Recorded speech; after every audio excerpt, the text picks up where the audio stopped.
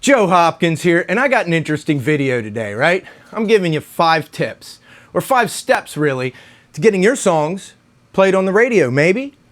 Would you like that? By the way, if I seem all sweaty and discombobulated, man, I just finished a killer back workout, man. Pull-ups by the dozen. Anyway, that's neither here nor there. That's just why I seem all sweaty and verklempt here, but I wanted to do this video here while I was thinking about it, right? So I could have took a shower, could have took my time, but right now this is on my mind. I was doing pull-ups and thinking about this. So I'm gonna tell you guys how to do it, because here's the thing. Me and my wife, we did this, exactly this. I'm not saying we're on like major radio stations and big networks and tearing up the world, but we do get played on the radio. We did, well, still do, get some radio airplay, which, you know, for an independent artist doing it on our own, that is amazing. That's kind of a huge success. We can say we're radio recording artists, and you can too, or at least there's the potential there. I can't guarantee anything will work. Who knows, but I can tell you how we did it, right? So the first thing you have to do, if you're making recordings, and I think a lot of you guys watching my channel record yourselves, right? So if you're making recordings, step 1 is it does have to be radio quality, at least a bare minimum of radio quality. I know not everything on the radio is the same level of quality. Some are higher, some are lower, but you have to be in that range. And that means working on your producer skills, right? You got to learn how to produce better. I'm sure you're using a DAW. You probably bought some software or have stock plugins. The stock plugins on most DAWs are great. The first 2 albums my wife and I did, actually the first 2.5 albums my wife and I recorded of ourselves, we were using Studio One. I forget which version. It wasn't even the Pro version. It just had the basic stock plugins, and we managed to produce something that could be played on the radio. So, I mean, you could do it. You could do it. Even the stock plugins are at least, you know, you could come up with something at least as good as, like, say, what they did in the 70s. You know? And there's, it is a lot of work, though. You have to get the parts right. You have to get your timing down. You got to get everything to fit right. It has to sound good. A badly recorded part, no matter how good you produce it, is going to be a badly recorded part. So, but you have to be radio quality to get played on the radio. So check out some YouTube channels like Produce Like a Pro, or I don't know, some of the other production. I can't think of any right now. I watch a lot of them, but watch some of the production channels and, you know, get your production game on. The next thing you have to do when you have a quality product, right? You've got it radio quality. You need to be a good idea to release it digitally and make CDs, right? Do your release thing. Now keep in mind, we went through CD Baby and disc makers, right? You don't have to. You can go through whoever you want. I don't know who else does like actual compact discs. I know Disc Makers does. That's who we went through. And you can have the whole thing done with the album art and, you know, the jewel case and you know, the whole product, right? But if you want to save some money, at least as far as the ones you're mailing out to radio stations, because I know everybody does digital, even radio nowadays streams a lot of their stuff, but it's easy to ignore your link in an email.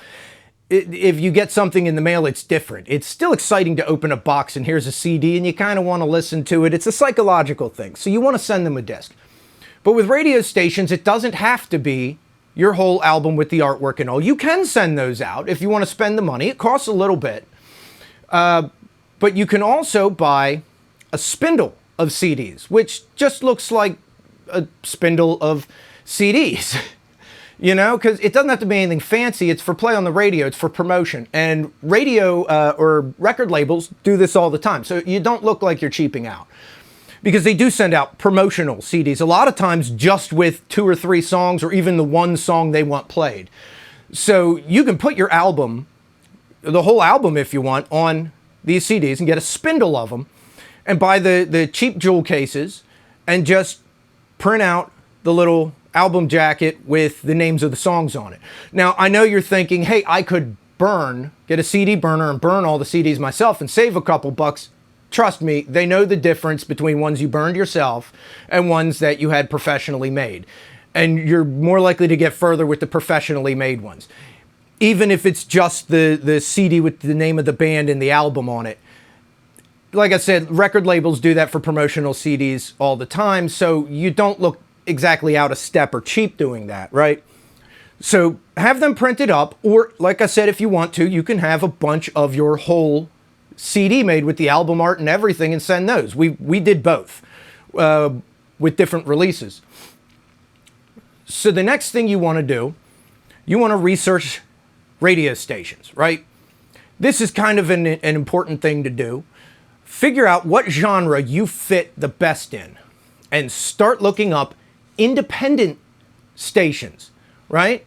College stations, public radio shows. Different public radio stations will have different shows. Like my wife and I, we were doing Christian gospel. It's a very folky kind of feel that we had. So we were looking up folk shows on NPR and sending them, especially like to local shows.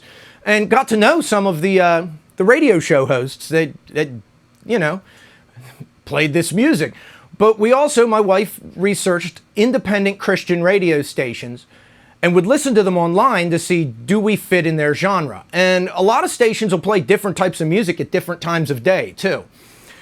So she did all the research, listened to all the different radio stations, figured out, you know, who would play our music or is most likely to play our music. Predominantly, it was independent Christian stations in the South, was most of them. Some elsewhere, but that's mostly who we sent stuff to.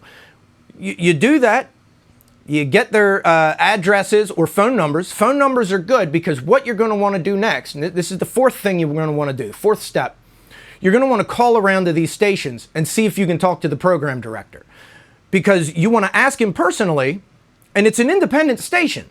So you might be able to get a hold of the program director during regular business hours.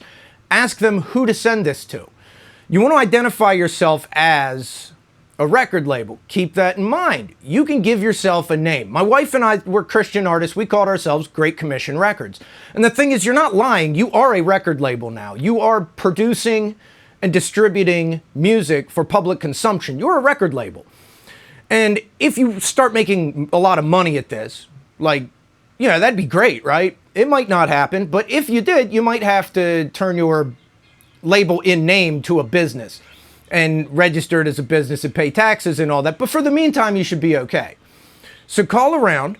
Say you're calling from, I don't know, We're Cool Records, and find out who to send the disc to, right? And then you want to mail them with a letter. Especially send a letter. You can put in there what songs you think they would like the best. And you can customize it for the different stations, right? So if you have a song you think would work better on this station, tell them in your letter. If you have a song that would work better on this station for their format, tell them in the letter, right? Sit there, type up a letter. I know it's a lot of work.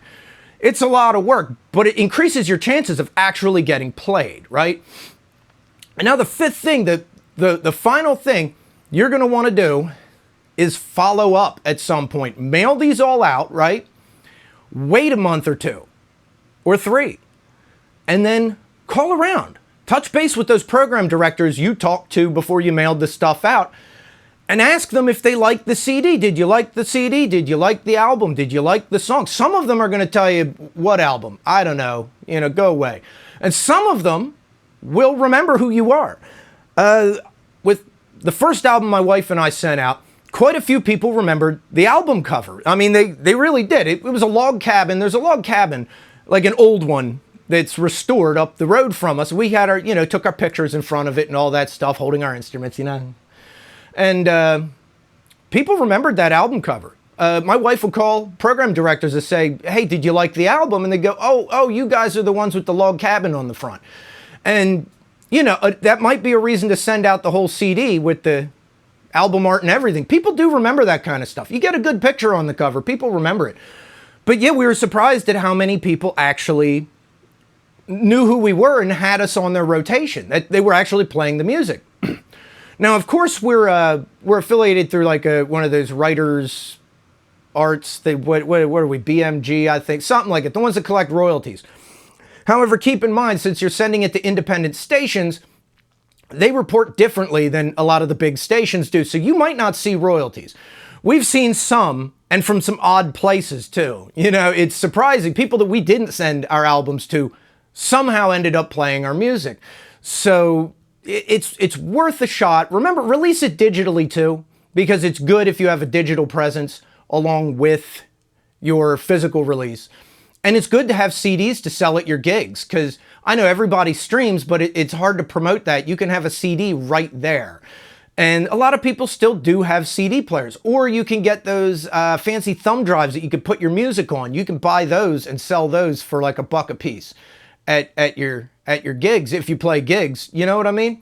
But those are, you know, 5 steps. You want it radio quality, you want to make CDs, you want to research the stations and figure out who to send it to, you want to mail the stuff out with letters, and you want to follow up after the fact. So there you go, you got 5 steps to getting on the radio. Now, like I said, this might not lead to huge fame and fortune. It hasn't for me, but I've been played on the radio, and a surprisingly decent bit too. We've been played more than I thought we were being played. Like I said, when my wife followed up, it turns out we're on the regular rotation on some of these stations, which is really cool. And we've been played as far as internationally. You know, somehow radio stations in other countries got our music. We didn't send it to them. So you never know how far afield it will get. So I tell you what, guys, that's all I got for right now. You can subscribe to my channel, right? Because I'm cool, you're cool, we're cool, right? We're cool. You should subscribe. And here at the end screen, there's going to be a couple links, you know, to playlists and stuff show up. You can check out my instrument reviews and my songs. Listen to some of my songs. These are my songs. These aren't like the songs my wife writes that I was just talking about that we got played. These are just mine. So anyway, I love you guys. I'll see you in the next video. Peace out, baby. Bye-bye.